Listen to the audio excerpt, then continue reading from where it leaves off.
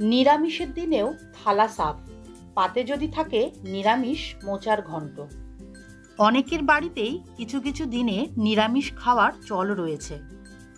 তাদের পাতে মোচার ঘন্ট পড়লে মন্দ হয় না। আজকাল এই মোচার ঝামেলা এড়িয়ে চলতে চান অনেকেই, কিন্তু একটু মেহনতেই বানিয়ে ফেলুন এই মুখে লাগার মতো পদ।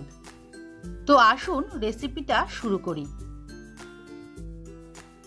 এই রেসিপির জন্য আমি এখানে একটি মাঝারি সাইজের মোচা নিয়ে নিয়েছি। এটি একটি কাঁচকলা গাছের মোচা। রেসিপিটির জন্য নিয়েছি আরেকটি নারকেল। এবার মোচার খোসাগুলোকে ছাড়িয়ে নিতে হবে। খোসাগুলো ছাড়িয়ে ফুলগুলোকে বার করে নিতে হবে।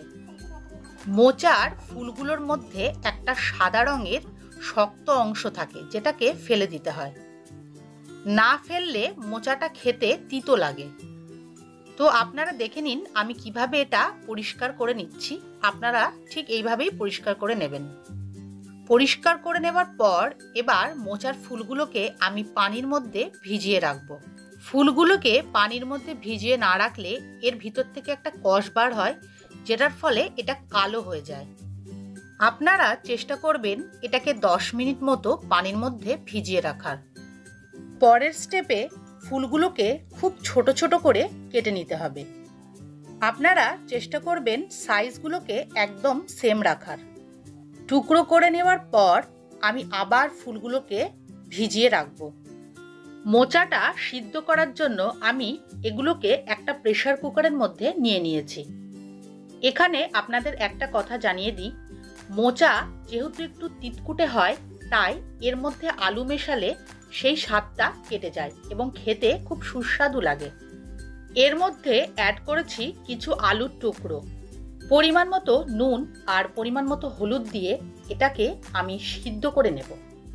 ওভেনে একটি কড়াই নিয়ে নেব। কড়াই গরম হলে দিয়ে দেব পরিমাণ মতো সর্ষের তেল। এই রেসিপির জন্য আপনারা অবশ্যই চেষ্টা করবেন খাঁটি সর্ষের তেল ব্যবহার করার। তেল গরম হলে দিয়ে দেব একটা তেজপাতা আর এক টুকরো দারচিনি। এর সাথে অ্যাড করব একটা শুকনো লঙ্কা। শুকনো লঙ্কা দেওয়ার ফলে ফ্লেভারটা খুব সুন্দর আসে। শুকনো লঙ্কা তেজপাতা একটু নাড়াচাড়া করে নেব। আগে থেকে যে মোচাটা সিদ্ধ করে নিয়েছিলাম সেটি একটি বোলের মধ্যে ঢেলে নিয়েছি। তেলের মধ্যে এবার আমি সিদ্ধ করা মোচাটা দিয়ে দেব। মোচাটা দেওয়ার পর লো ফ্লেমে এটাকে খুব ভালোভাবে নাড়াচাড়া করে নেব।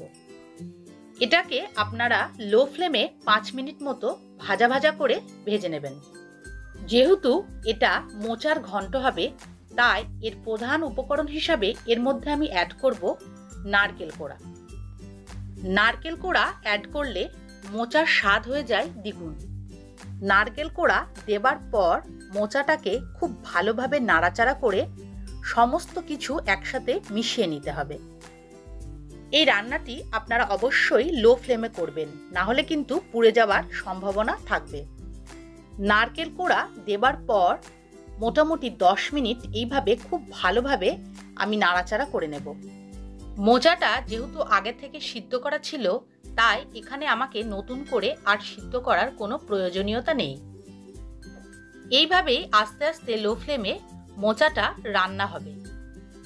যেহেতু আমি সিদ্ধ করার সময় মোচার মধ্যে লবণ আর হলুদ অ্যাড করেছিলাম, তাই এখন আমি নতুন করে লবণ আর হলুদ এর মধ্যে অ্যাড করব না। আপনারা নিজেদের স্বাদ অনুযায়ী লবণটা ব্যবহার করবেন। এই মোচার ঘন্টটিকে আমি আরও 10 মিনিট ধরে লো ফ্লেমে রান্না করে নেব এবং মাঝে মাঝে এটিকে নাড়াচাড়া করে নিতে হবে।